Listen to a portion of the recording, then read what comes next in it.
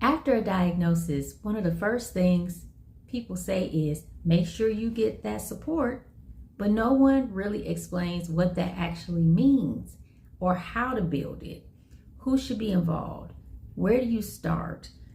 How much is enough? And how do you support your child without losing yourself in the process? These are things I wish I understood about support from the very beginning. Not just services, but real, sustainable support. In the beginning, I thought support meant therapy appointments, specialists, and programs. And yes, those are very important. But real support is much broader than that. Support includes your child's school environment, daily routines, communication strategies, emotional safety, and your well being as a parent. Therapy is one piece of the puzzle, not the entire picture. So if the rest of your life is falling apart in front of you, therapy alone cannot help carry the load. No one professional can hold this journey for your child. Support usually comes from a combination of people: educators, therapists, medical providers, family members, community resources, and you.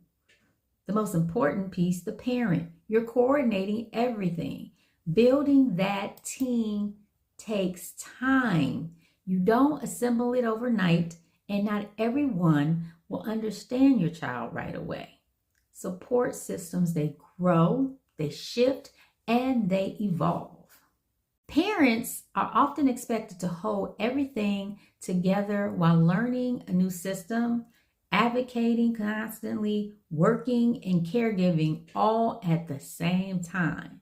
But you are not managing a plan, you are living it every single day. Your emotional health, your energy, and your capacity matters here. Support for you is not a luxury, it's a necessity. You cannot sustain long-term caregiving in isolation. Another layer that people don't really talk about is what happens when you already know people in the field, or you do similar work yourself.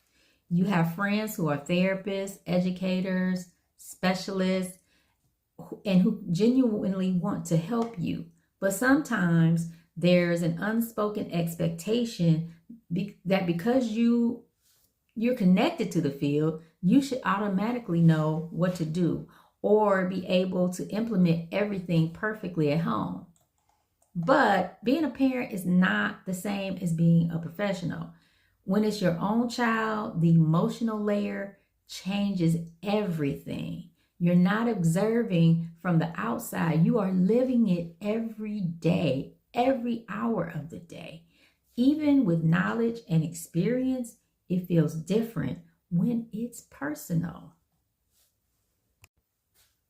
There can also be pressure to carry therapy into every moment of your daily life: home, community, routines, playtime, everything. Consistency matters. Yes, it does. But families are not treatment centers. Home also needs to be a place of connection, rest, and simply being a family, whatever that looks like for you. Support should not turn every interaction into an intervention. It took me time to realize that I didn't have to replicate therapy exactly at home to be a supportive parent. Real life support looks different from clinical sessions. Service providers play an important role, but they cannot carry the full responsibility for your child's growth.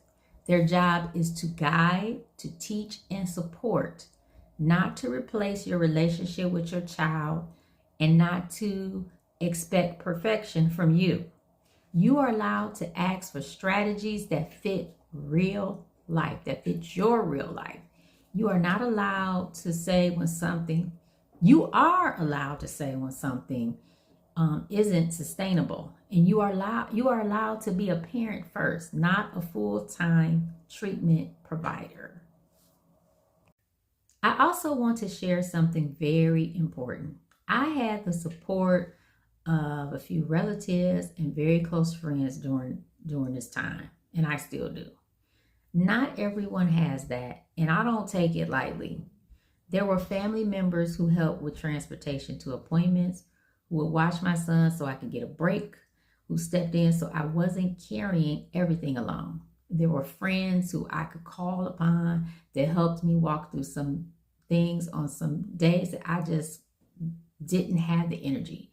And that mattered more than I can fully explain. Sometimes support doesn't look like therapy. Sometimes it looks like someone saying, I'll drive, I'll sit with him or her, go take a breather. In those early months, that kind of help can be a difference between coping and burning out. Now, I also know that everyone does not have that kind of help. And if you don't, I see you, because this journey can feel incredibly heavy when it rests on one set of shoulders. But there is even one person in your circle who can help in a practical way. Please, by all means, let them. Support doesn't have to be perfect to be meaningful. Even small help makes a difference. Looking back, what I wish I knew most is this: support is not about fixing your child.